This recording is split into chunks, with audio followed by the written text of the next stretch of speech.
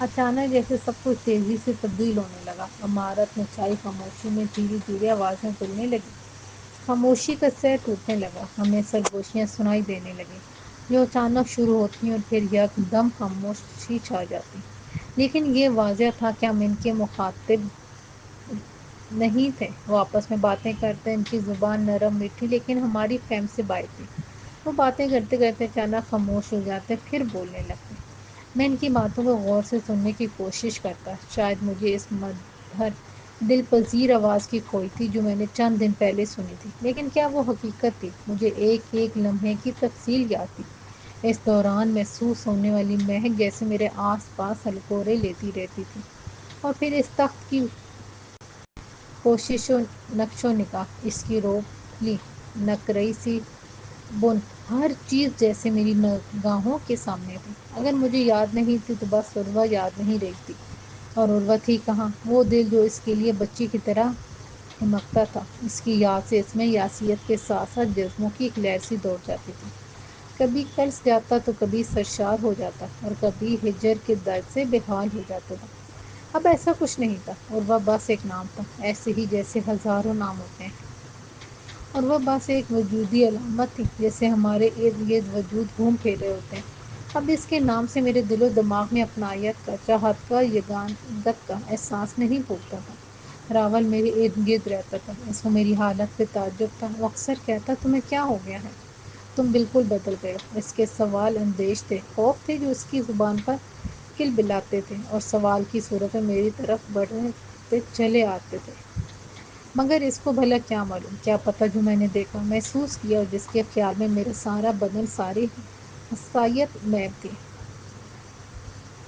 رات بے حد تاریک تھی، آسمان پر جیسے سیاہی چھائی ہوئی تھی، عمارت میں مکمل خاموشی تھی، وہ آوازیں جو سرگوشی کی صورت میں چند دنوں سے گونجنے لگی تھیں وہ قطعاً خاموش تھیں، چاروں طرف جیسے اندیشوں کے بادل چھائے ہوئے تھے، جانے رات کا کون سا پہر تھا کہ میری آنکھ کھل گئی، میں چت لیٹا چھت کو گھٹتا رہا، گہری تاریکی میں مجھے کچھ دکھائی نہیں دے رہا تھا، سمجھ میں نہیں آ رہا تھا کہ میری آنکھ کیوں کھلی ہے، میں نے گہری سانس کی کوشش کی، لیکن مجھ سے سانس کھینچی نہیں گئی، میں نے منہ کھول کے سانس لینے کی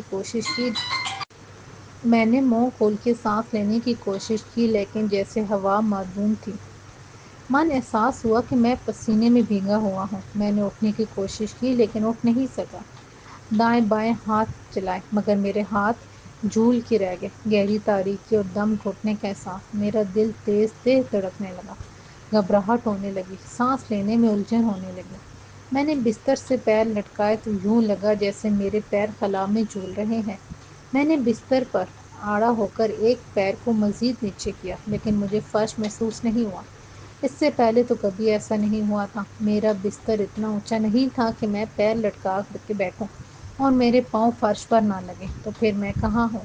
مارے گھبراہٹ کے میرے منہ سے چیخ نکل گئی، مگر کچھ نہیں ہوا، راول بھی میری چیخ سن کے نہیں آیا، میں نے کئی بار اس کو آوازیں دیں مگر اس کا کوئی جواب نہیں آیا، میری سمجھ میں نہیں آ رہا تھا کہ میں کہاں ہوں، اتنی تاریکی تو کبھی نہیں دیکھی تھی اس عمارت میں، نہ جانے کیسے روشنی کا انتظام ہوتا تھا، کیونکہ اس عمارت میں زندگی کے سائے رواں دواں تھے، ہاں وہ سائے ہی تو تھے، سوچتے سوچتے جیسے میری ہمت جواب دے گئی اور میں بے خود ٹھک کر بستر پر گر پڑا، دو تین مرتبہ میں نے ہمت کر کے بستر سے پیر نیچے لٹکائے لیکن فرش جیسے کہیں گم ہو گیا تھا، مجھے لگ رہا تھا جیسے میں خلا میں معلق ہوں اور ذرا بھی نیچے اترا تو تک تو سرا میں جا گروں گا، میں بستر پر چڑ پڑا، دکھائی نہ دینے والی چھت کو گھورتا رہا، پتہ نہیں کب میری آنکھ لگ گئی، پھر کافی دیر یا پتہ نہیں چند منٹوں کے بعد میں نے کلائی پر بندھی ریڈیم ڈائل والی گھڑی پر وقت دیکھنے کی کوشش کی، لیکن نہ تو اس کی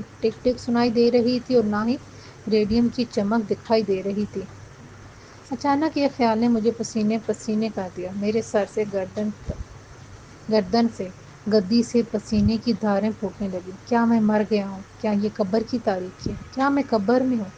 وحشت کے مارے میں اٹھ کے بیٹھ گیا، یا الہی یہ ماجرا کیا ہے؟ میرا دل زور زور سے دھڑک رہا تھا، میں نے اپنے سینے پر ہاتھ رکھا، میرا دل پوری رفتار سے پوری وحشت سے دھڑک رہا تھا اور کہہ رہا تھا کہ نہیں نہیں میں زندہ ہوں، پھر میں کہاں ہوں؟ دھڑکتے دل نے میری وحشت، میری گھبراہٹ میں کچھ کمی کر دی، یہ اتنا طمانینت بھرا احساس تھا جیسے میں نے کوئی دنیا فتح کر لی ہو، لیکن یہ سوال ہنوز تشنہ طلب تھا کہ میں ہوں کہاں؟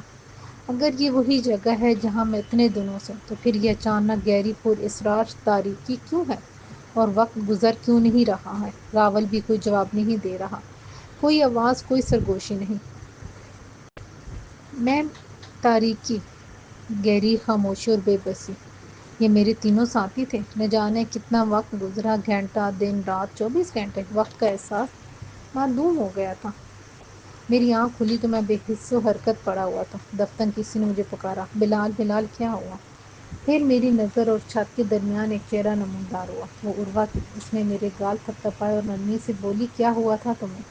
مجھے، میں نے بمشکل کہا۔ میری زبان جیسے تالو سے چپکی ہوئی تھی۔ موم بے پناہ خوش تھا۔ میں نے اس کی جانب سوالیہ نگاہوں سے دیکھا۔ اس نے میری گردن کے نیچے اپنا ہاتھ ڈالا اور مجھے اٹھانے کی کوشش کرتے ہوئے یہ بولی، بلال، ہمت کرو، اٹھو۔ میں نے بڑی مشکل سے خود کو سمیٹا اور اٹھا۔ نقاہت میرے سارے بدن پر چھائی ہوئی تھی۔ وہ مسکراتے ہوئے میری طرف دیکھ رہی تھی۔ میں نے برابر میں رکھی میز کی طرف دیکھا، وہ میری طلب کو سمجھ گئی۔ اس نے جگ سے پانی انڈیل کر گلاس میرے ہونٹوں سے لگا دیا۔ میں نے پانی کی چند بوند بھرے، پھر ایک ہی سانس میں پورا گلاس پی گیا۔ میرے خشک حل اور ترخی ہوئی زبان کو تراوٹ نے سکون بخشا تھا۔ مجھے کیا ہوا تھا؟ میں نے عروہ سے پوچھا۔ تم شاید خواب میں ڈر گئے تھے۔ تم کہاں تھی؟ میں نے پوچھا۔ میں بھی یہیں تھی، اسی عمارت میں۔ آج میرے کمرے کا دروازہ کھلا رہ گیا تو موقع غنیمت جانتے ہوئے میں باہر نکل آئی۔ اس کمرے میں جھانکا تو تم نظر آئے۔ اچھا، میں نے گہری سانس لی اور کہا، اچھا ہوا تم مل گئی، میں بہت پریشان تھا۔ میں نے بہت آوازیں دی مگر راول نہیں آیا۔ شاید اس نے نہ سنی ہوں آوازیں۔ مجھے تو وہ کہیں دکھائی نہیں دیا۔ کیا وہ بھی یہیں تھا؟ عروہ نے پوچھا۔ ہاں، میں نے اس بات میں سر ہلایا۔ بلال، عروہ نے دھیرے سے مجھے پکارا اور میرے ہاتھ پر ہاتھ رکھ کے پوچھا، ہم کب نکلیں گے اس جنجال سے؟ معلوم نہیں، میں نے گہری سانس لی۔ یہ سب میری وجہ سے ہوا ہے، اس نے دھیرے سے کہا۔ اس کی آواز بھیگ سی گئی، آنکھوں میں نمی اتر آئی۔ میری وجہ سے تم مصیبت میں پڑے، تمہاری پرسکون زندگی تباہ ہو گئی۔ میں منحوس ہوں۔ کیا بے تکی باتیں کر رہی ہو؟ میں نے تیزی سے کہا، جو تکلیف قسمت میں مقرر ہے وہ ضرور سامنے آئے گی، اس میں کسی کا کیا قصور؟ نہیں بلال، اس نے سر ہلا کے کہا، ہم دونوں کی مصیبت کی جڑ وہ نیلگوں پتھر ہے۔ نیلگوں پتھر؟ میں نے حیرت سے اس کی طرف دیکھا۔ ذرا غور تو کرو، جب سے وہ پتھر ہمارے درمیان آیا ہے، پے در پہ حادثے جیسے ہمارا مقصوم بن گئے ہیں۔ بلال، اس کو پھینک دو، وہ منحوس ہے۔ لاؤ مجھے دے دو، میں اس کو سمندر برد کر دیتی ہوں۔ میں چپ چاپ عروہ کے چہرے کی طرف دیکھتا رہا۔ اس کی آنکھیں میری طرف نگران تھیں۔ اچانک مجھے احساس ہوا کہ اس کی آنکھوں میں کوئی غیر معمولی بات تھی۔ یہ عروہ کی جیسی آنکھیں تھیں مگر عروہ کی نہیں تھیں۔ یہ تو بالکل گول سی آنکھیں تھیں جو پلک نہیں چپک رہی تھیں۔ بلال، اس نے ہولے سے میری ٹھوڑی کو ہاتھ لگایا، کیا سوچ رہے ہو؟ بلال، میں نے اس کی طرف دیکھا۔ وہ مجھے بلال کہہ رہی تھی جبکہ اس کو مجھے میرے اصل نام سے پکارنا چاہیے تھا۔ میں بلال تو راول جیسے لوگوں کے لیے تھا، اس کے لیے تو میں طلال تھا۔ پھر وہ مجھے بلال کے نام سے کیوں پکار رہی تھی؟ میں بلال ہوں، میں نے دھیرے سے کہا۔ ہاں، تم میرے بلال، میری جان ہو، میری زندگی ہو۔ اس کے انداز میں ونہانا پن تھا، قربان ہو جانے والی کیفیت تھی۔ تم کون سی نیلگوں پتھر کی بات کر رہی ہو؟ میں نے سوال کیا۔ وہی جو ہماری زندگی کو تباہ کر رہا ہے، اس کی نحوست ہمیں لے ڈوبے گی۔ مان لو میری بات میرے بلال، اس کے انداز میں جہاں بھر کی دل ربائی تھی۔ میں نے غور سے اس کو دیکھا، وہ بنا پلک جھپکائے میری طرف دیکھ رہی تھی۔ میں نے کہا، میں سمجھا نہیں، تم کس پتھر کی بات کر رہی ہو؟ ایسا پتھر تو میرے پاس نہیں ہے اور مجھے کسی پتھر کی نحوست کا کوئی سامنا نہیں۔ تم جھوٹ بول رہے ہو۔ دفتر اس کے تیور بدل گئے، چہرے کے نرم خد و خال گرفتگی میں بدل گئے۔ تمہیں اندازہ نہیں ہے کہ تم کس مصیبت میں پڑ گئے ہو۔ کیا مطلب؟ میں نے پوچھا۔ ہم جس مصیبت میں بھی گرفتار ہیں، اس سے چھوٹ جائیں گے، نہیں چھوٹیں گے۔ اس کے لہجے میں بے پناہ تلخی تھی۔ جب تک یہ منحوس پتھر تمہارے پاس رہے گا، ہماری جان ہاتھوں کی سولی پر لٹکی رہے گی۔ اس سے جان چھڑا لو، لاؤ اسے مجھے دے دو۔ پتہ نہیں کیا کہہ رہی ہو تم، میں نے حیرت ظاہر کی۔ یقین کرو میرے پاس کوئی اس قسم کا پتھر نہیں ہے۔ تم جھوٹے ہو بلال، اس نے غصے سے کہا اور پیچھے ہٹ کے کھڑی ہو گئی اور مجھے گھورنے لگی۔ تم عروہ نہیں ہو، میں نے سکون سے جواب دیا۔ دیکھا، یہ اس منحوس پتھر کی وجہ سے ہے کہ اس نے میرے اور تمہارے درمیان بے اعتمادی پیدا کر دی۔ مجھے پتہ نہیں کیوں ہنسی آ گئی۔ شاید جب مصیبتیں پے در پہ آنے لگیں تو پھر ناموجود مصیبت پر، پریشانی پر ہنستی ہیں۔ اور نہ آنے والی نامعلوم مصیبت انسان کو ہیجان میں مبتلا کرتی ہے۔ تم ہنس کیوں رہے ہو؟ اس نے مشکوک انداز میں پوچھا۔ تم عروہ نہیں ہو، جاؤ دفان ہو جاؤ، میں نے بے رخی سے کہہ کر منہ پھیر لیا۔ یہ تم کس طرح بات کر رہے ہو مجھ سے؟ اس نے ہار نہیں مانی۔ میں خاموش رہا۔ یہ بات میں اچھی طرح سمجھ چکا تھا کہ یہ عروہ نہیں بلکہ اس کے روپ میں کوئی اور تھی، مگر شاید قدرت کو کچھ اور ہی منظور تھا کہ وہ مجھے بار بار بلال کے نام سے مخاطب کر رہی تھی۔ وہ چند لمحے کھڑی مجھے دیکھتی رہی۔ کمرے میں خاموشی چھائی رہی۔ میرا رخ دروازے کی طرف تھا۔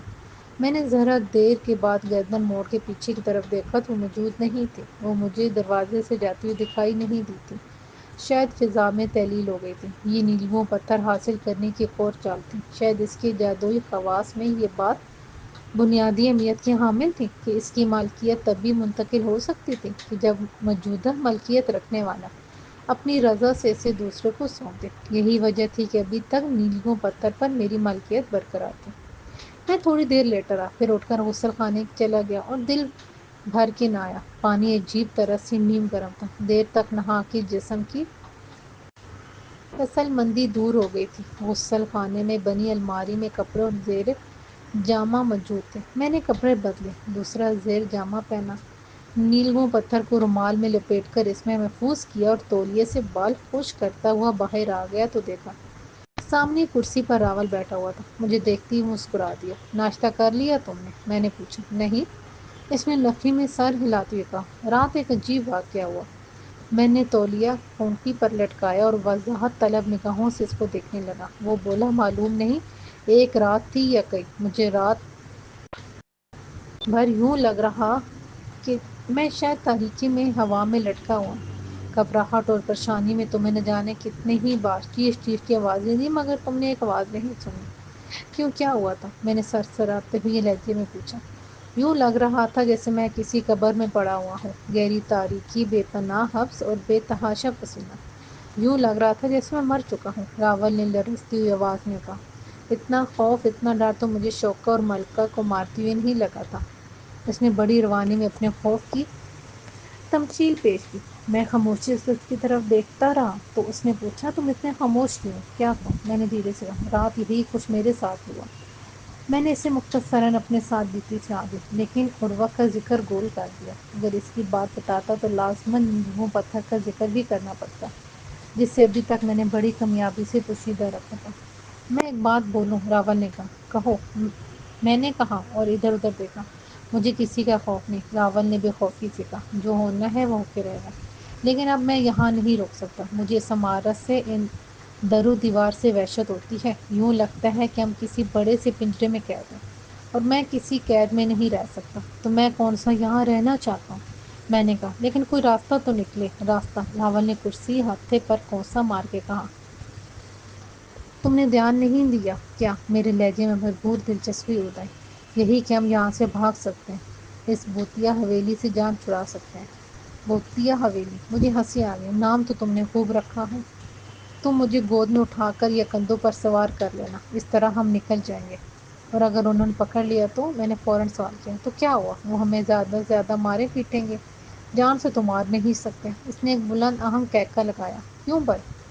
ایسی کیا گدڑ سنگھی ہے ہمارے پاس کہ وہ ہمیں مار نہیں سکتے؟ پیارے، راول ہنسا، اگر انہیں ہمیں مارنا ہوتا تو زندہ کیوں رکھتے؟ کیوں ہمارے ناز نخرے سہتے؟ راول کی بات معقول تھی۔ اگر انہیں ہمیں زندہ مارنا ہوتا تو وہ کیوں ناشتے کھانے پر ہماری فرمائشیں پوری کرتے؟ آج تو مشین گٹا گھٹ چل رہی ہے۔ میں نے اس کے سر کی طرف اشارہ کیا۔ رات کے تجربے نے حوصلہ دیا ہے، راول نے بے ساختہ جواب دیا۔ گزری رات نے میرے دل سے خوف ختم کر دیا۔ زندگی ہے تو کچھ کر کے مرے، یوں کھاتے کھاتے مسڈنڈے ہو کر تو نہ مرے، کھاتے پیتے مسڈنڈے۔ مجھے اس کی بات پر ہنسی آ گئی۔ تمہاری ایک بات تو درست ہے، ہمیں ہاتھ پیر ہلائے بغیر ہار نہیں ماننی چاہیے، ہم آگے ضرور بڑھیں گے۔ اس نے سر ہلایا اور پھر پوچھا، تم تو تیار ہو؟ بالکل، میں نے ترنت جواب دیا۔ تو پھر چلو، اس نے کرسی سے کھڑے ہوتے ہوئے کہا۔ ناشتہ تو کر لیں، پیٹ بھر گیا۔ میں نے کہا، اچھا، اس نے کہکا لگایا۔ تم سسرال سے بغیر ناشتے کے نہیں نکلنے کے؟ مجھے تو ناشتے میں دیسی گھی کے پراٹھے، ابلے ہوئے انڈے، گاجر کا حلوہ، تازہ سیب کا رس چاہیے۔ وہ بہت پرجوش معلوم ہو رہا تھا، جیسے آج کوئی مرکز سر انجام دینے کا ارادہ۔ واقعی ہمارا یہاں سے نکل جانا ایک نئے معرکے کی دلیل ہی تو تھا۔ تاہم ایک بات کا مجھے اندازہ تھا کہ وہ ہمیں قتل نہیں کریں گے۔ اگر ان کو ہماری جان ہی لینا ہوتی تو پھر کیوں ہمیں اس طرح رکھتے؟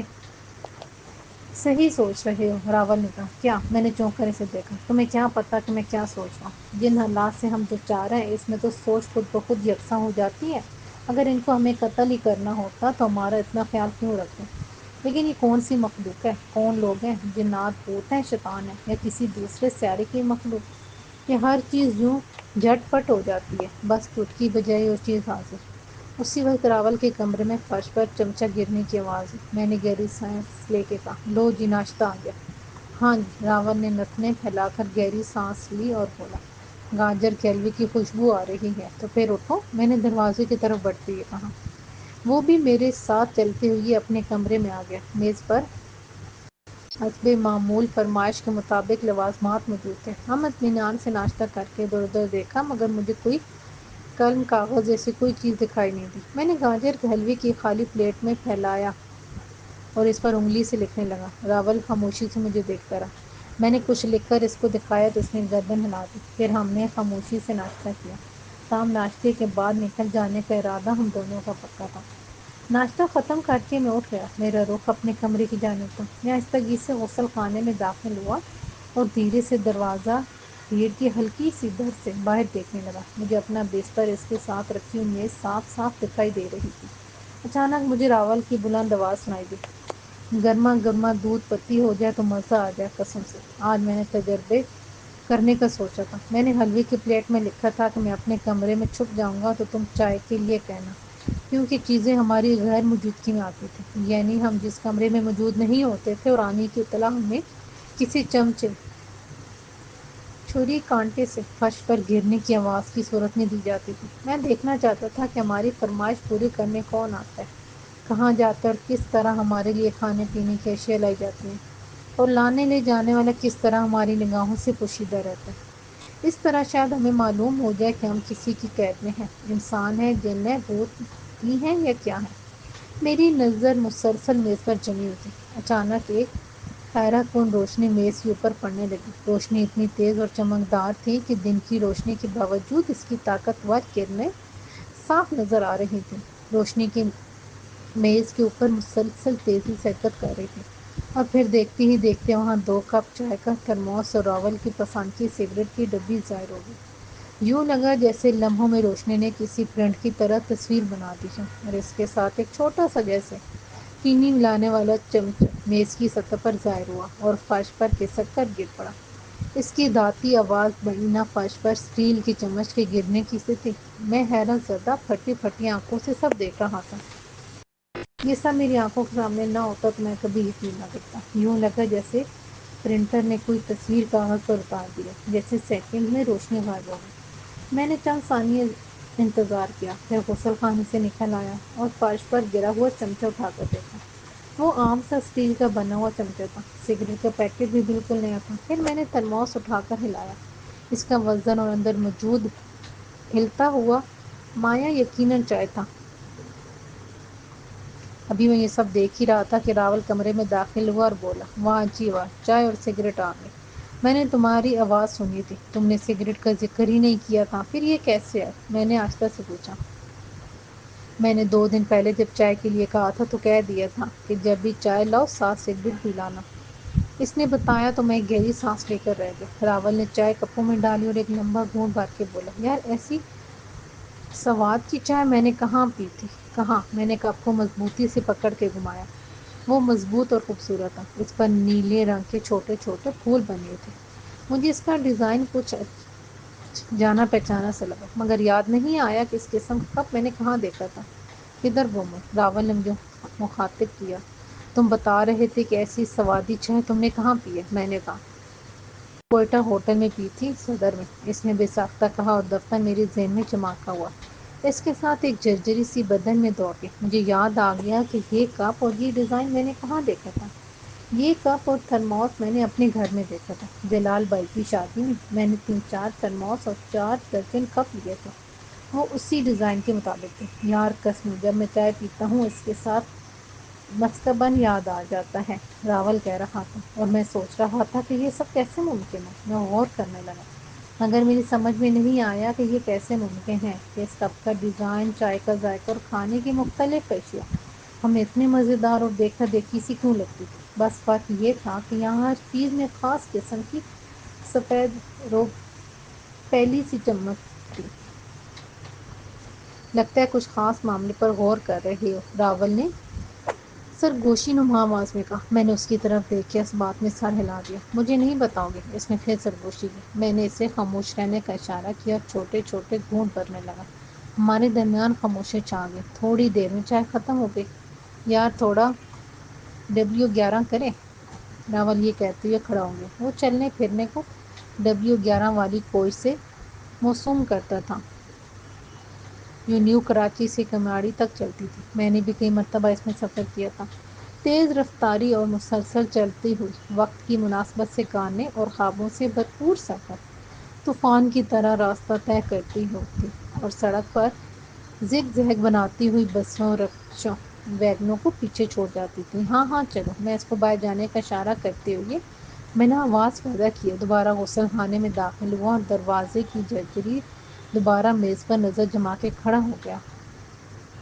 چائے کا تھرموس میز پر اور کپ میرے بستر پر رکھے تھے، جبکہ سگریٹ کا کھلا پیکٹ راول میرے تکیے کے اوپر چھوڑ گیا تھا۔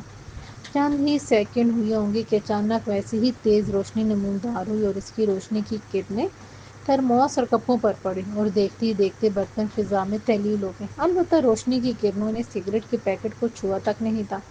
چند لمحوں میں روشنی غائب ہو گئی۔ میں نے چند سیکنڈ مزید انتظار کیا، پھر دبے پاؤں باہر نکل آیا۔ میرا رخ بیرونی دروازے کی طرف تھا۔ میرے لیے یہ صورتحال بے حد عجیب تھی۔ ہم کسی جن بھوت اسیب کی چکر میں نہیں تھے تو پھر کیا ہم کسی اجنبی مخلوق کی قید میں تھے؟ کیا یہ ہماری زمین ہے ہی یا کوئی اور جگہ؟ اور پھر کیسے ہماری خواہشات کی تکمیل ہو جاتی ہے؟ کس طرح ہماری فرمائش کی چیزیں آ جاتی ہیں؟ متعدد سوالات میرے ذہن میں چکراتے ہوئے ہلچل مچا رہے تھے، لیکن کوئی بات سمجھ میں نہیں آ رہی تھی۔ اور پھر ان کو ہماری ضرورت کیوں تھی؟ قادری بھائی اور پنڈت مدن موہن نے مجھے پانی والا کہا تھا۔ میری پیدائش کا تعلق پانی سے تھا اور وہ نیلگوں پر تھا۔ آخر وہ میرے پاس کیوں کر پہنچا؟ اور اگر یہ سب اس پتھر کے اصول کے لیے ہے تو مجھ سے اس سے چھین کیوں نہیں لیتے؟ لیکن اگر چھین بھی نہیں سکتے تھے کیونکہ بغیر رضامندی کے اس کا اصول ان کے لیے بیکار تھا۔ لیکن مجھ سے نیلگوں پتھر کا کیا تعلق تھا؟ پھر عروہ اور راول، یہ دونوں کس لیے میرے ساتھ ہیں یا میں ان کے ساتھ ہوں؟ یہ تقدیر کا کون سا موڑ، کون سا راز ہے جس نے ہم تینوں کو یکجا کر دیا؟ آخر ہمارا آپس میں کیا تعلق ہے؟ کیا ابھی مزید کچھ ظہور پذیر ہونا باقی تھا؟ اور پھر ابھی سامنے آیا ہی کیا تھا؟ سوال، اندیشے، وسوسے، تجربے، جیسے سب کچھ خلط ملط ہو گئے تھے۔ ہمارے برآمدے میں بت بنے کیوں کھڑے ہو؟ راول نے آ کر مجھے کندھے سے ہلایا۔ میں نے چونک کر اس کی طرف دیکھا۔ وہ سوالیہ نگاہوں سے مجھے دیکھ رہا تھا۔ بس یار کچھ سمجھ میں نہیں آ رہا، میں نے جواب دیا۔ کیا کریں گے سمجھ سمجھا کے؟ سمجھ سمجھ کے جو نہ سمجھے وہ ہے نہ سمجھ، راول نے مسکرا کے کہا۔ اس کی سمجھ سمجھ کی گردان سے مجھے ہنسی آ گئی۔ میں اس کے ساتھ ساتھ آگے بڑھا اور ہم باہر برآمدے کی سیڑھیوں پر جا کر بیٹھے۔ یہاں چمکدار دھوپ پھیلی ہوئی تھی۔ تیز دمکدار دھوپ میں ہری ہری گھاس کچھ زیادہ ہی بھرپور لگ رہی تھی۔ چاروں طرف کیاریوں میں پھول لگے ہوئے تھے۔ ان کی رنگت بے حد گہری اور واضح تھی۔ میں نے قریب لگے گلاب کے پودے سے ایک پھول کو توڑ کر سونگا۔ وہ خوشبو گلاب کے پھول کی سی ہی تھی، مگر بے حد گہری اور تیز۔ مجھے ہمیشہ سے گلاب، موتیا، چنبیلی پسند تھے، خصوصاً سرخ سفید ہلکا گلابی گلاب مجھے اچھے لگتے تھے۔ البتہ کالا گلاب مجھے نہیں مل سکا تھا۔ میں نے چاروں طرف نظریں دوڑائیں۔ میرے سامنے بنے ہوئے پھولوں کا قطع سارا سیاہ گلاب سے ڈھٹا ہوا تھا۔ وہ سارے کے سارے گہرے سیاہ رنگ کے گلاب تھے۔ دھوپ میں چمکتی ہوئی ان کے سیاہ زردانے کھلے ہوئے تھے۔ میں نے نیچے بیٹھ کر ان کو غور سے دیکھنے لگا۔ ان میں خوشبو کا کوئی احساس نہیں تھا۔ میں نے سوچا ان میں خوشبو کیوں نہیں؟ پھر میں دوسری طرف گیا جہاں پیلے سفید گلاب لگے ہوئے تھے، ان میں بڑی دل فریب خوشبو تھی۔ پھر میں پلٹ کر سیاہ گلابوں کی طرف آیا، ایک پھول توڑا اور ناک کے پاس لے جا کر دو چار گہری گہری سانسیں لی، مگر مجھے کوئی خوشبو محسوس نہیں ہوئی۔ یہ سب کیا تھا؟ راول سنگ مرمر کی سیڑھیوں پر بیٹھا میری طرف دیکھ رہا تھا۔ اچانک مجھے خیال آیا۔ میں نے اس سے پوچھا، کیا تمہیں پھول پسند ہے؟ اس نے میری طرف غور سے دیکھا، پھر کندھے اچکا کے کہنے لگا، مجھے تو پھول شول کوئی خاص پسند نہیں ہے، اور جو پسند ہے بھی تو مجھے یہاں دکھائی نہیں دیا، اور ویسے بھی انہیں پسند بتا کر کیا کرتا، کون سی وہ پوری ہو جائے گی، اور پھر یہاں کون پوری کرنے والا؟ پھر بھی بتاؤ تو صحیح، میں نے اصرار کیا۔ جب میں چھوٹا تھا نا تو اماں کے ساتھ سرسوں کے کھیتوں میں جایا کرتا تھا۔ وہاں کھیت کے پاس ایک بڑی سی ٹالی تھی، اس کے نیچے اماں مجھے بٹھا کر خود کام کرنے کھیت میں چلی جاتی تھی۔ دور دور تک کھلی ہوئی پیلی سرسوں، اوپر نیلا آسمان، اور کہیں کہیں گہرے نیلے آسمان پر تیرتے ہوئے روئی کے گالے جیسے لہراتے بادل، مجھے یہ اچھے لگتے تھے۔ اب جب بھی کبھی خیال آ جاتا ہے تو ذہن میں جیسی تصویر کھنچ جاتی ہے۔ راول خاموش ہو گیا، پھر ذرا دیر بعد بولا، مگر تم یہ کیوں پوچھ رہے ہو؟ کچھ نہیں، بس ایسے ہی خیال آ گیا تھا۔ کبھی کبھی پرانی چیزیں یاد کرنا اچھا لگتا ہے۔ مجھے بھی گلاب پسند ہے، سوچا تم سے بھی کچھ پوچھ لوں۔ مجھے تو بس جو اچھا لگتا ہے بتا دیتا ہوں، پھر میں تو زیادہ سوچتا بھی نہیں۔ سوچنے کو اپنا کوئی خاص دماغ نہیں ہے، چھوٹا سا ہے، وہ کہتے کہتے ہنسنے لگا۔ میں تھوڑی دیر چپ بیٹھا، چاروں طرف دیکھتا رہا، ہر طرف خاموشی تھی، ہوا کی سرسراہٹ تھی، ہلکی ہلکی ہوا سے پودے جھوم رہے تھے۔ میں نے درمیان میں بنی عمارت کی طرف دیکھا۔ کیا ذہن میں کوئی خاص بات چل رہی ہے؟ راول نے سوال کیا۔ کیا ہم باہر نکلیں؟ میں نے پوچھا۔ چلو۔ راول اٹھ کر بیرونی دروازے کی طرف بڑھنے لگا۔ بڑا سا گیٹ حسب معمول کھلا ہوا تھا۔ ہم دروازے کے پاس پہنچے، روکے۔ یہ وہی جگہ تھی جہاں سے ہم پہلے بھی نکلے تھے۔ راول نے ہاتھ آگے بڑھایا، اسے کسی رکاوٹ کا سامنا نہیں کرنا پڑا۔ پھر اس نے ایک قدم آگے بڑھا کر گیٹ کی لائن کو پار کر لیا۔ اس کی کسی رکاوٹ کا سامنا نہیں کرنا پڑا۔ پھر میں آگے بڑھا، مجھے بھی کسی قسم کی رکاوٹ کا سامنا نہیں کرنا پڑا، اور ہم دونوں عمارت کے حد سے باہر آ گئے۔ راول دوبارہ اندر داخل ہوا، پھر باہر نکلا۔ اس نے 3-4 مرتبہ ایسا کیا، مگر کوئی رکاوٹ، کوئی آن دیکھی دیوار، کوئی غیر مرئی رکاوٹ موجود نہیں تھی۔ یہ تو کمال ہو گیا، وہ خوشی سے چلایا، ہم آزاد ہو گئے ہیں۔ میں نے دائیں بائیں غور سے دیکھا، وہی منظر تھا جو ہمیں چھت پر سے دکھائی دیتا تھا۔